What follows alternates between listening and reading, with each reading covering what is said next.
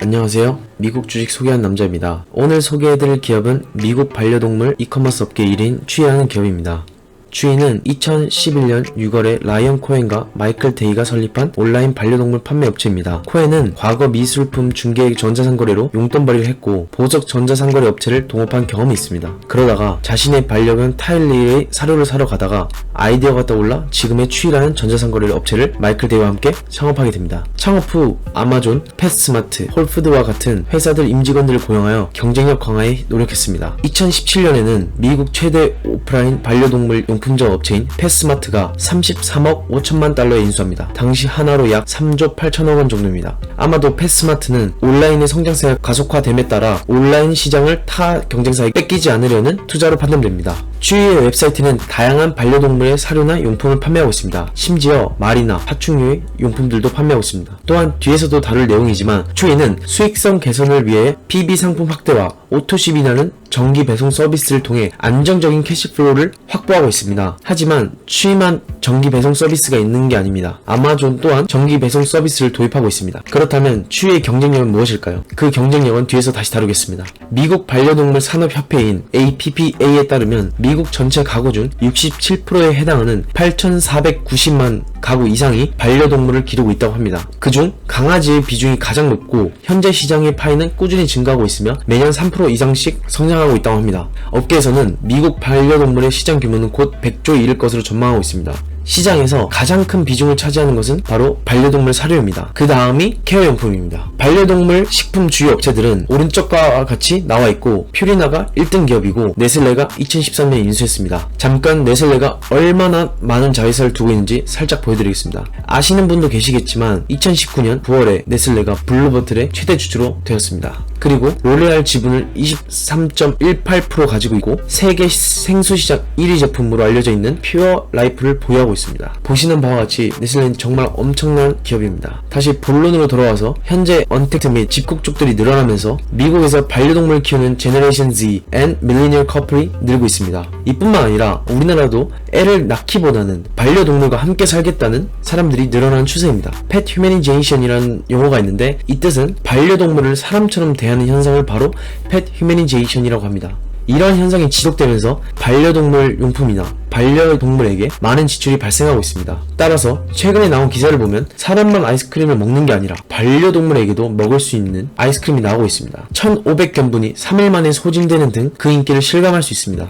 이렇게 펫 휴머니제이션이 현상이 과속화되는 원인 중 가장 큰 이유는 당연히 1인 가구 증가와 저출산 및 고령화 추세로 인해 반려동물을 기르는 인구가 가파르게 증가하고 있고 19년 기준 약 1,400만 명의 국내 가구가 반려동물을 기르고 있으며 전체 가구의 28%에 달한다고 합니다. 미국에서는 반려동물 의료보험이 따로 있을 정도로 반려동물에게 신경을 많이 쓰고 있다고 합니다. 현재 추이의 전체 시장 점유율은 대략 50% 정도 됩니다. 아마존이 미국 전체 이커머스 시장 중 50%를 차지하고 있는데 추이가 반려동물 이커머스 시장에서 50% 이상을 차지한다는 것은 정말 대단하다고 생각합니다. 향후 펫 관련 이커머스 시장은 추이가 1위를 유지할 거라는 전망이 많았습니다. 추이의 경우 앞서 잠깐 사이트를 보여드렸는데 다양한 반려동물 관련한 용품 및 사료를 판매하고 있습니다. 삼성증권 리포트처럼 추이는 반려동물에게 필요한 모든 것을 판매하고 있습니다. 사료, 간식에서부터 의류, 장난감, 비타민 등 반려동물에게 필요한 모든 것을 판매하고 있어서 업비가 1위가 될 수 있었습니다. 1위 플레이어답게 고객수도 2016년 초 160만 명에서 20년 1,500만 명으로 빠르게 증가하고 있으며 연평균 75%의 속도에 해당합니다. 특히 코로나로 인해서 이커머스 시장은 더욱더 뜨거워지고 있고 주로 오프라인에서 구매하던 반려동물 사료 및 용품을 온라인에서 구매하는 비중이 점점 더 높아지고 있습니다. 앞에 보고 계시는 차트가 바로 코로나 이후 각 항목의 성장률입니다. 특히 눈에 띄는 점이 캣푸드의 경우 162%로 엄청난 성장을 보이고 있으며 토탈 펫 매출 성장률은 63%에 이릅니다. 또 보시면 아시겠지만 펫 사료 용품 등 대부분의 항목은 꾸준히 증가하고 있는 추세입니다. 앞서 말씀드린 대로 US 마켓의 경우 곧 100빌리언에 이를 것으로 전망하고 있고 세계 전체 시장은 25년에 270빌리언 달러에 이를 것으로 전망하고 있습니다. 이미 성숙 단계인 북미와 유럽의 경우 낮은 성장률을 보이고 있고 아직 성장하고 있는 지역인 아시아와 남미가 가장 큰 성장률을 보이고 있습니다. 이번에 파이낸셜 부분 한번 살펴보겠습니다. 17년 매출은 하나로 약 2조 5천억 원에서 18년에 4조 2천억 원으로 무려 68% 증가했습니다. 그리고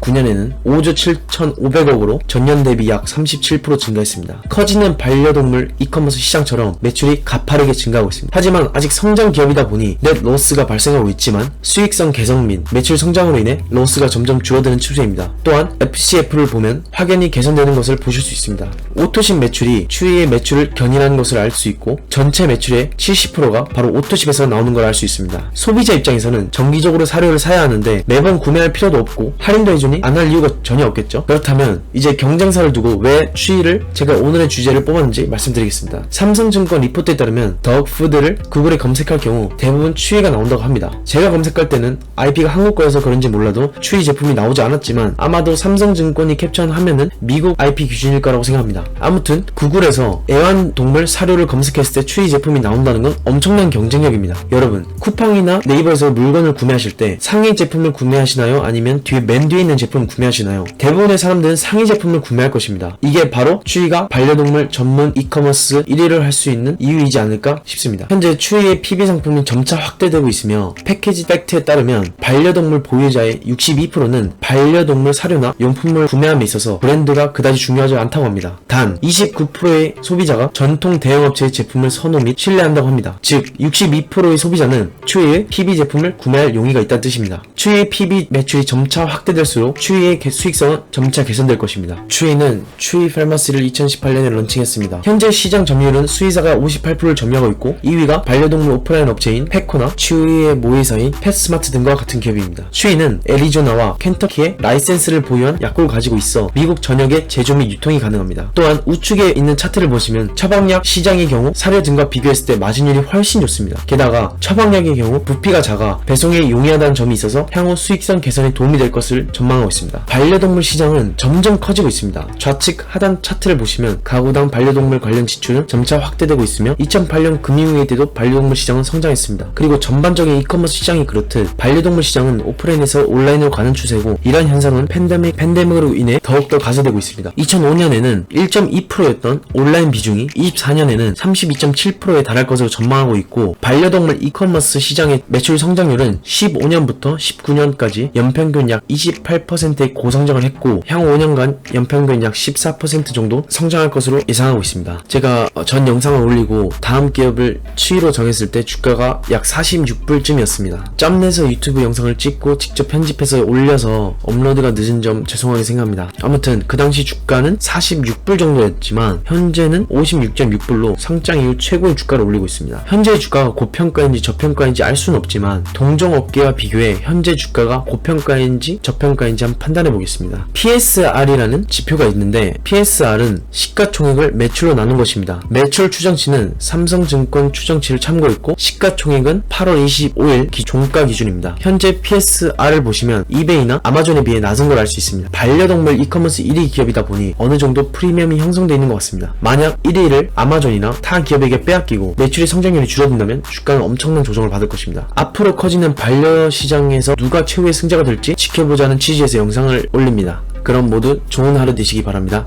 감사합니다.